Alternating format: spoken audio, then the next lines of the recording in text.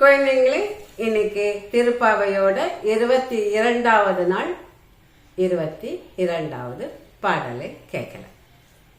இந்த பாட்டில் இந்த பெண்கள் கிருஷ்ணனுடைய புகழை எப்போதும் போல பாடுறாங்க. இது என்ன சொல்றாங்கன்னா, இந்த அகன்ற உலகம் இருக்கு இல்லையா, இந்த உலகத்துல நிறைய அரசர்கள் எல்லோரும் கண்ணனுடைய பராக்கிரமத்துக்கு அடிபணிந்து, கண்ணனை ஜெயிக்க முடியாமல் கண்ணனுக்கு அடிபணிந்து அவருடைய கட்டில் கிட்ட கை கட்டி வந்து சேவகர்கள் போல் நின்றுட்டு இருக்காங்க. நாங்களும் அது மாதிரி உனக்கு அடிமையாக வந்து நாங்க நின்றுட்டு இருக்கோம், நாங்க அன்பால நின்றுட்டு இருக்கோம், எங்க மேல கொஞ்சம் கருணை காட்ட மாட்டியா? கொஞ்சோண்டு கருணை போதும். எப்படின்னா, நீ இப்ப கண்ணை மூடிட்டு இருக்க, கொஞ்சம் கண்ணு திறக்கிறது, ஒரு இத்தினோண்டு கேப் இருக்கு. அந்த கேப் எப்படி இருக்கு தெரியுமா?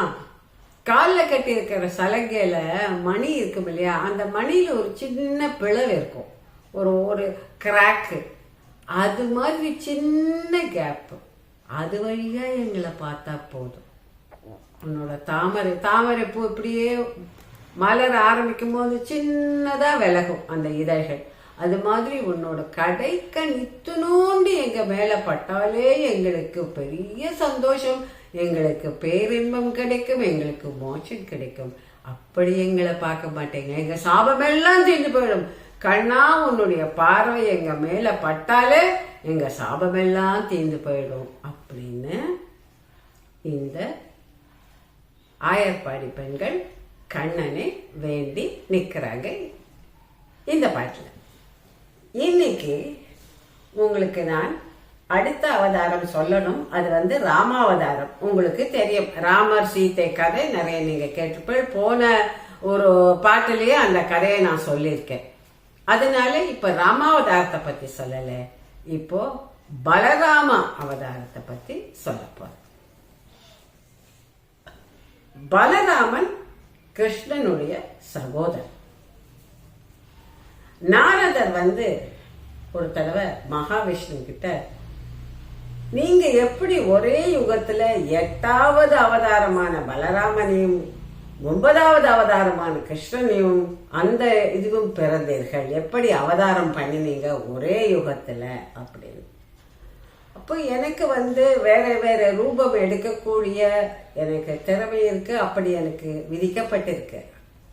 அதனால் அதை தவிர ராமாவதாரத்துல என் கூடவே எனக்கு துணையாக எல்லாம் செஞ்சு கொண்டிருந்தவன் லக்ஷ்மணன். அவன் ஆதிசேஷனுடைய அம்சம். ஆதிசேஷன் எப்போதும் என் கூடவே இருப்பார். ஆதிசேஷன் தான் ராமாவதாரத்துல லக்ஷ்மணனா வர. அப்போ அதுல எனக்கு தம்பியா இருந்தார். அவன் எனக்கு எவ்வளவு செஞ்சிருக்கான், அவனுக்கு நன்றி கடன் நாம் பண்ணணும்னா அடுத்த அவதாரத்துல நான் அவனுக்கு தம்பியாக பிறக்கணும்னு தான் நினைச்சேன். பலராமன் இந்த அவதாரத்துல பலராமன் கிருஷ்ணனுக்கு அண்ணன். அப்ப கிருஷ்ணன் என்ன பண்ணுவார்? கிருஷ்ணன் யாரு? விஷ்ணு. விஷ்ணு பலராமனை அண்ணன் என்று வணங்கி நிற்பார். இதுக்குதான் நான் பண்ணினேன் பலராமன் ஆதிசேஷனுடைய அவதாரம். இப்போ கிருஷ்ணனும் பலராமனும் எப்படி சகோதரர்கள் ஆறாங்க அப்படின்னு நம்ம தெரிஞ்சுக்கலாம்.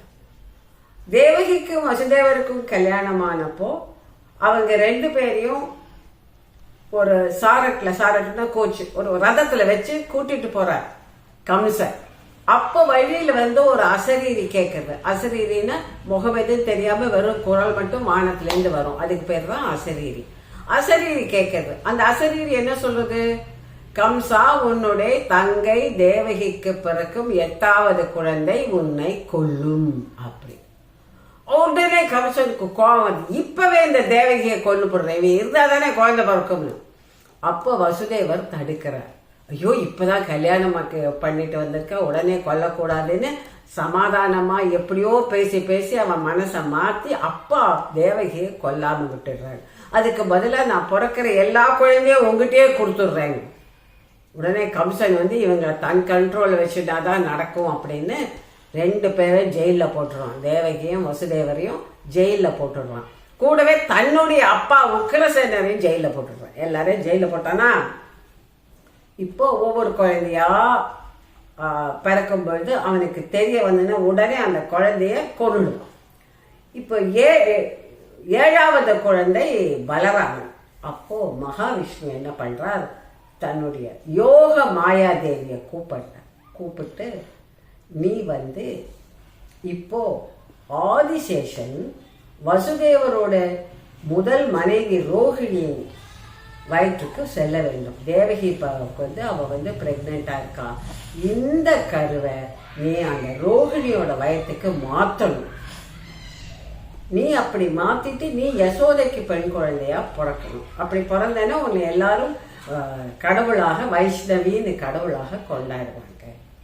அப்போ அதை ஏத்துக்கிட்டு யோக மாயாதேவி என்ன பண்ணுவாங்கன்னா, சிறையில் இருக்கிற ஜெயில இருக்கிற தேவகியுடைய வயிற்றில் இருக்கிற கருவை வசுதேவருடைய இன்னொரு மனைவி ரோஹிணியின் வயிற்றுக்கு மாத்திடுவாங்க. அப்படி மாத்திதான் பலராமன் பிறக்கிறார். அப்ப கம்சனுக்கு சந்தேகம் வரதில்லை. எல்லாரும் என்ன சொல்றாங்க, இந்த குழந்தை எப்படியோ இந்த மாதிரி கொடுமைப்படுத்ததுனால தேவகியினுடைய கரு கலைஞ்சு போச்சு அப்படின்னு சொல்லிடுறாங்க. அதுக்கப்புறம் பலராமனுக்கு பேர் சூட்டுறாங்க. அவன் ரொம்ப சக்தி வாய்ந்த குழந்தைங்கிறதுனால பலராமன் பேர் வைக்கிறாங்க.